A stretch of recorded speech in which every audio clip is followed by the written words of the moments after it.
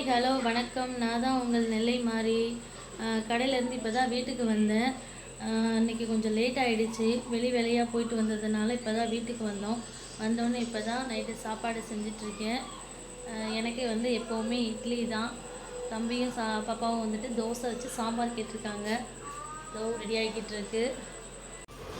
உருளைக்கிழங்கு, தக்காளி, வெங்காயம் போட்டு சாம்பார் வச்சு சாப்பிட்றது தம்பிக்கும் பாப்பாவுக்கும் ரொம்ப பிடிக்கும். அதனால் இன்றைக்கி உருளைக்கிழங்கு சாம்பார். அப்புறம் இன்னொரு பக்கம் தோசைக்கல் காய வச்சுருக்கேன். தோசை ஊற்றி அவங்க 2 பேர்த்துக்கும் முதல்ல சாப்பாடு கொடுக்கணும். தொடர்ந்து வீடியோ பாருங்கள், சப்போர்ட் பண்ணுங்கள். புதுசாக நம்ம சேனலில் பார்க்குறவங்க சப்ஸ்கிரைபர் பண்ணுங்கள்.